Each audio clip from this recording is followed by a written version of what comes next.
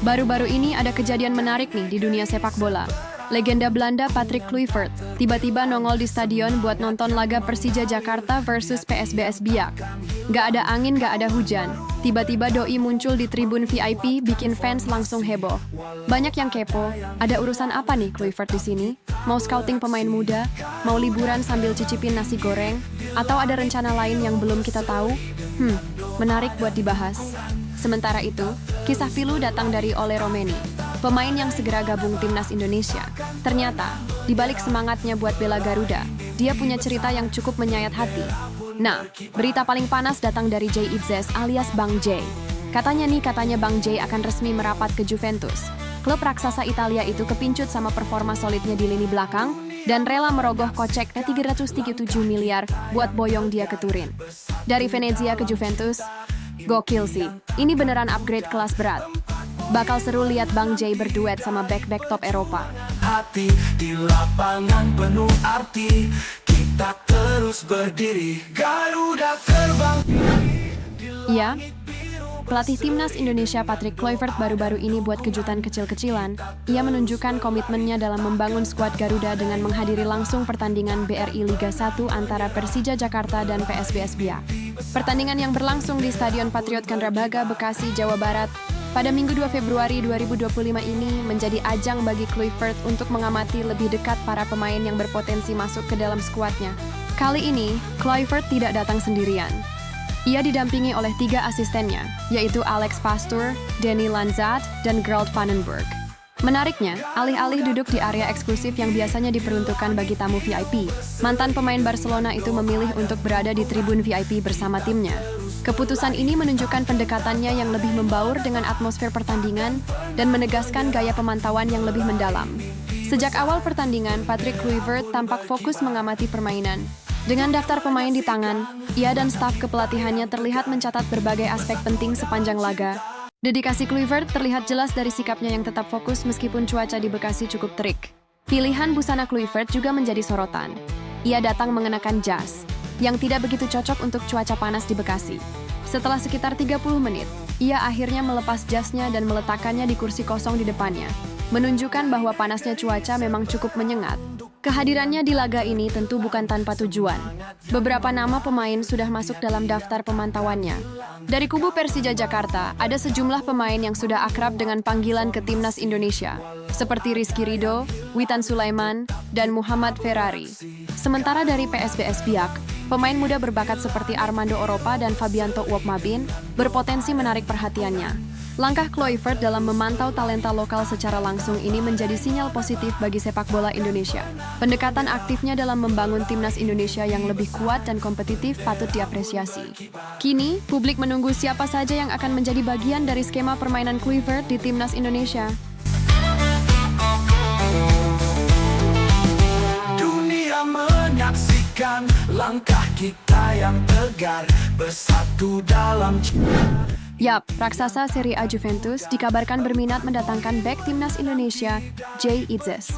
Minat Juventus terhadap Jay Itzes muncul setelah klub asal Turin itu memutuskan mundur dari negosiasi dengan klub Prancis, Lens, terkait perekrutan Kevin Danso. Juventus telah meminta Itzes ke Venezia, tetapi permintaan tersebut adalah 20 juta euro yang tidak dapat dinego. Dikutip dari Suara.com pada Senin 2 Februari 2025. Meski demikian, Juventus tidak akan mudah mendapatkan tanda tangan Itzes, mengingat sang pemain masih terikat kontrak dengan Venezia. Venezia sendiri membanderol pemain yang memiliki garis keturunan Semarang itu dengan harga 20 juta euro atau sekitar 337 miliar. Meskipun transfer ini belum terjadi, kabar ketertarikan Juventus terhadap Jay Itzes sudah mencuri perhatian para pecinta sepak bola Indonesia. Bahkan, akun Instagram @nusantara.ballers menilai harga 337 miliar yang dipatok oleh Venezia masih cukup masuk akal bagi Juventus.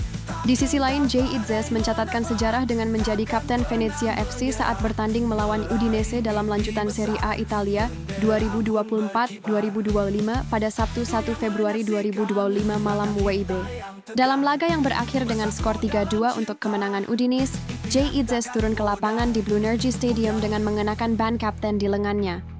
Di sisi lain, penyerang keturunan Indonesia Ole Romeni mengungkapkan kisah menyentuh yang melatar belakangi keputusannya untuk menjadi warga negara Indonesia, WNI, dan membela timnas Indonesia.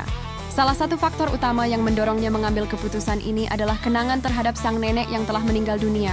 Dalam wawancara dengan Oxford Mail, penyerang yang kini bermain untuk Oxford United itu menjelaskan 3 alasan utama di balik keputusannya menerima tawaran dari PSSI untuk bergabung dengan timnas Indonesia.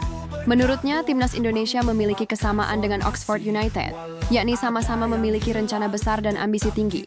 Hal tersebut menjadi salah satu alasan kuat mengapa dirinya tertarik untuk bergabung dengan klubnya saat ini, serta menerima tawaran naturalisasi dari Indonesia.